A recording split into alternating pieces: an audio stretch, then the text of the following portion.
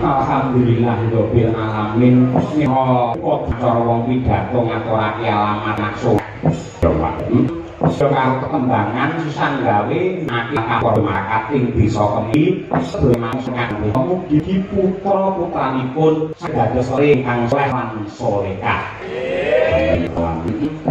Negeri wah kemiri muga-muga barokah. Ya, kali beliau muga-muga kabeh wong Kemiri sehat umur. Nek ati mengke wong Kemiri segini kah. Tuku bolu jerone ireng terus siru bareng. Ya seserahan ya. Sembah nuwun yang kawula sambung kira bubar wayangan rong taun sing kepungkur Kyai Kemiri panurah barang panitia perangkat wis lali karo awake dhewe. Iya. Jebul isih kelingan. Iki lho katresnan sing diparingake warga masyarakat Kemiri marang awake dhewe sak kanca Madangkara. Ya. Sing patut diacungi jempol ing bab kerukunane gotong royong sama sinamadan daya dinayan. Surabaya per RT ditambahi APBDes, BPD, pamong ya melu urunan, cariki ya urunan, ewadene ana kurange 20 juta sing nyukup Pak Lurah. Semua kaya ngono kuwi. Kuwi ora kiai semangat apa enek tondo nganti kaya ngono kuwi. Tur sing menang menentukan dalang iki dudu Pak Lurah, dudu panitia, dudu perangkat. Iki ya kabeh para warga masyarakat. Mila matur nuwun dhumateng warga masyarakat Kemiri sedaya kemawon, awit katresnanipun dhumateng kula. Mugi-mugi iuran saking panjenengan boten ical, malah dados rejeki ingkang melimpah ruah kebak ing barokah. Amin ya rabbal alamin. Terus ya mesti tumplek-blek ning lapangan yo ngene iki rong taun kepungkur ya, Mak. Temenanan. Lapangan iki menjadi lautan manusia kaya mengkono akeh sing rawuh. Tur hebate yen wayang biyen sing mirsani mung kiai kakung ning Pripalungguhan iki sawangan kiai putri ibu-ibu do keparing mirsani wayang. Tur ya lek lenggah muni njaluk nggon ngarep dhewe. Ya, ora Ponorogo, ora Solo, ora ngendi wae. Wong wedok ning ndi mesti menangan. Iya, menangan. Pak Lurah wae karo aku foto iki guru pisan. Paling dene ibu-ibu PKK iso ping 10 kok. Iya to. Kaya ngono kuwi. Oleh Pak Dalang ganti gaya Pak Dalang. Ngeten Pak Dalang, selfie Pak Dalang. Masane dalang rene iki butuhe manyan gak foto wae. Ini nongko tombol tresno ya, Mas. Nongko tombol tresno. Intine matur nuwun sanget dumateng sedaya para warga masyarakat. Wabil khusus dumateng Bapak Kades 2 periode Bapak Nurdianto SP. Yayine gagah gedhe dhuwur kaya Raden Werkudara. Ning penggalihe kaya Prabu Puntadewa lembah manah alus wis kaya ngono kuwi. Iya, kaya ngono kuwi ewak tenan Pak Lurah wis.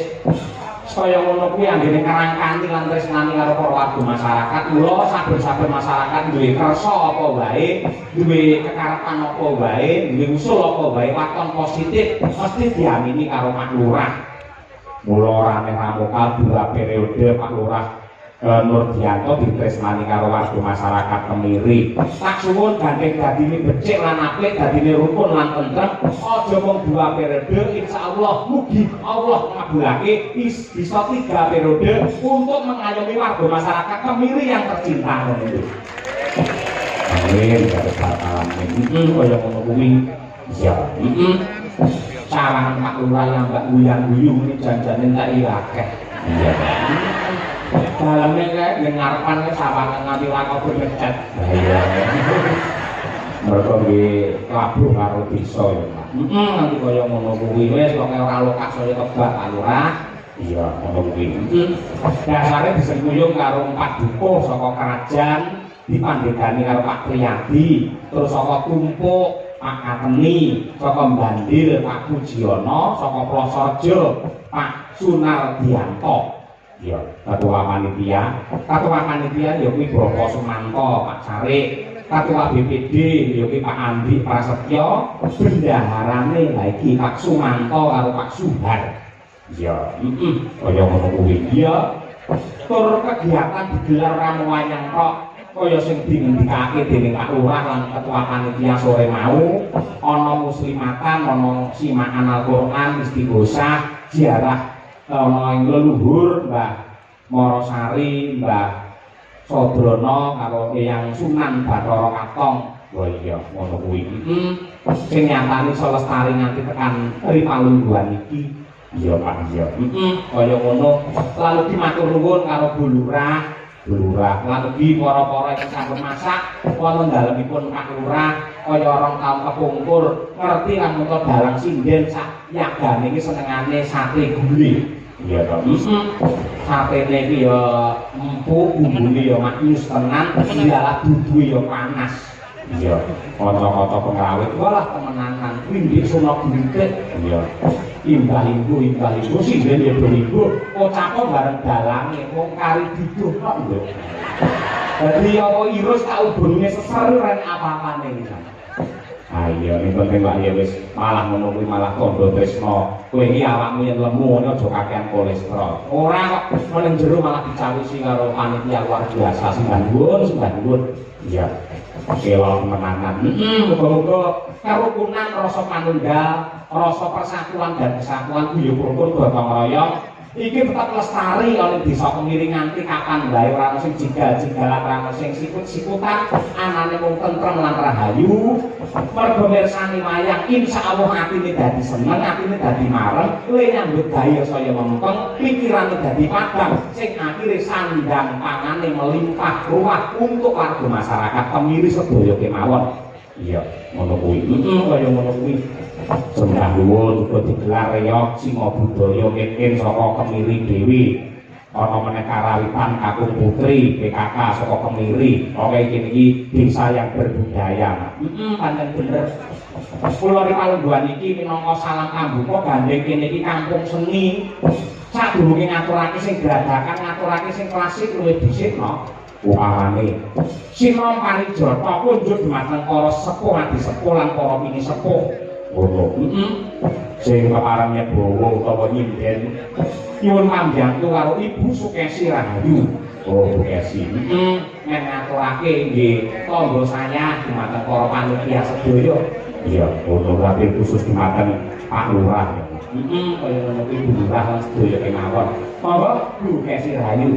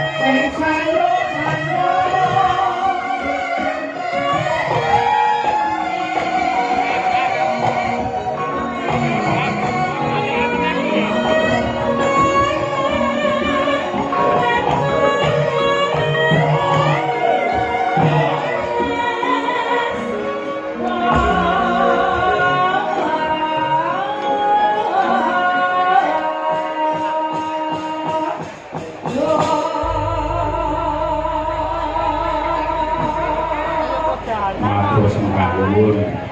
Iki uga ana bintang tamune kok. iya kok sapa ya kuwi kaya rong taun sing kepungkur ya kuwi Pak Haji Sumarbagyo Gareng iya sing putri yang rong taun kepungkur Mbak Elisa saiki ganti rasa ya kuwi ya kuwi men ya Pak Sumarbagyo Gareng dan men ora kendho semangate men prajurit ya sing adate Pak Gareng bakal ijen men yang lain tak bareke karo anak wedok ing Mekah iki sapisan Israel yo tangan sok Allah ruangan awar masa pemilih sedaya oh iya monggo Mas drindongipun kados ya Pak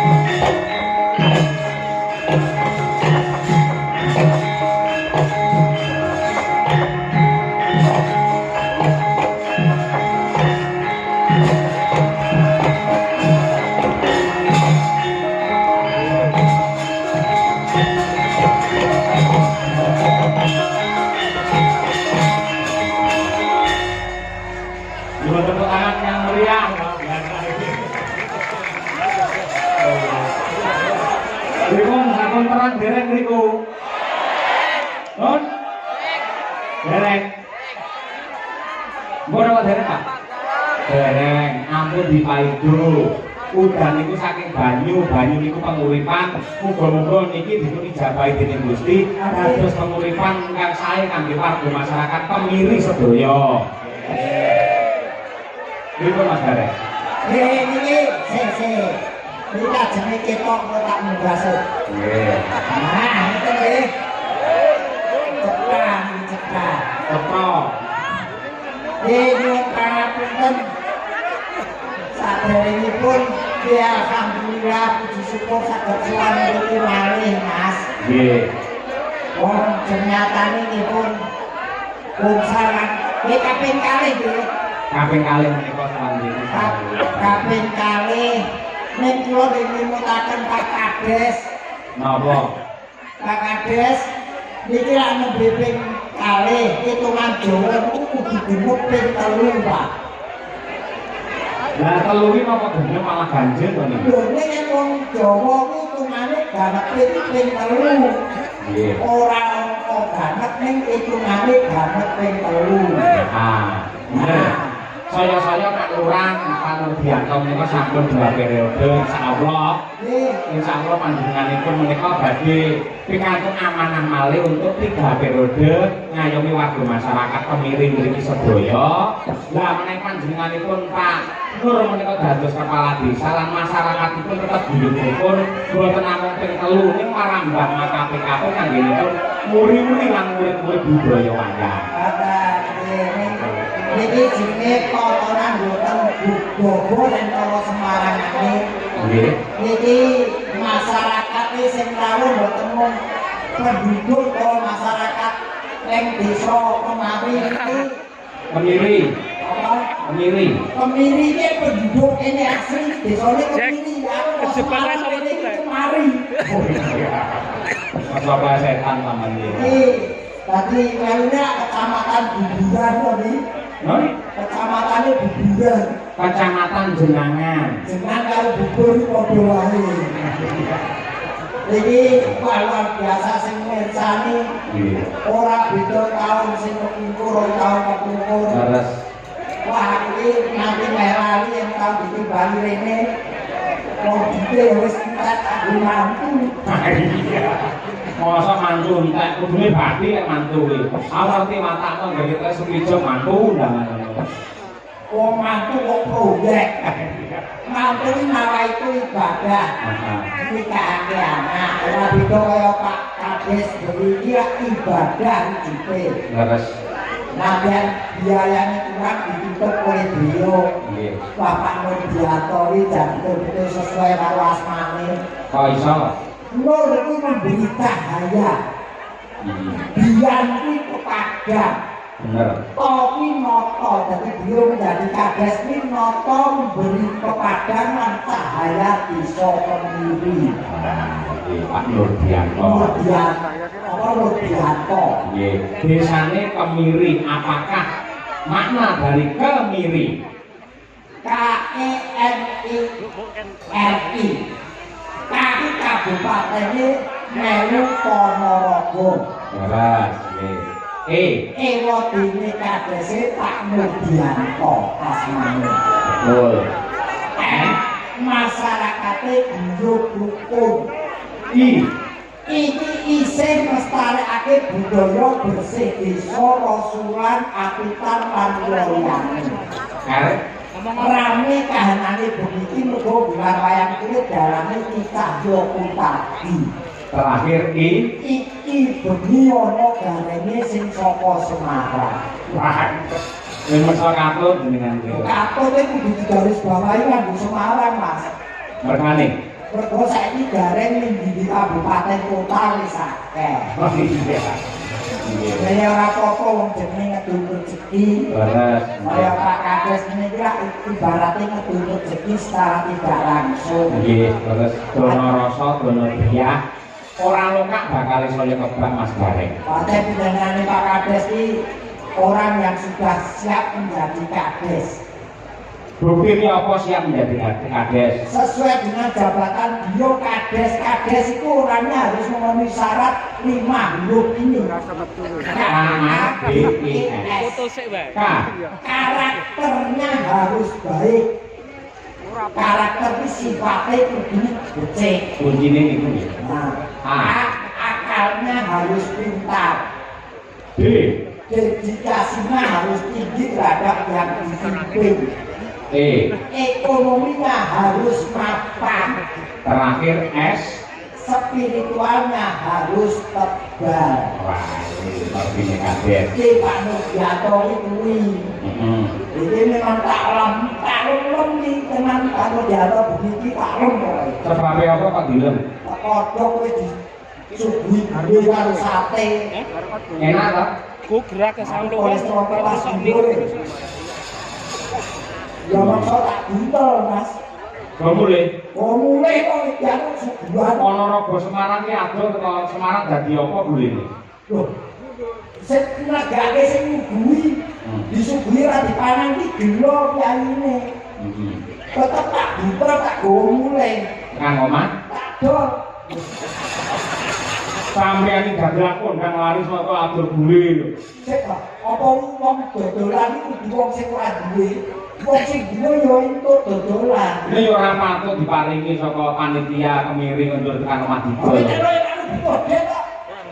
Lho nyatane karo Pak Lurah ya wis dilunasi sore mau. Lah, mergo wis lunas ki aku golek tambahan.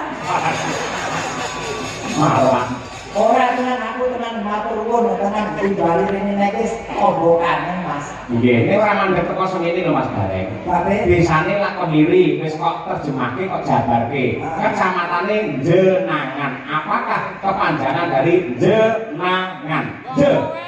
jadi jenenge camate mbuh aku lung tepu. Teko lung kami Bali.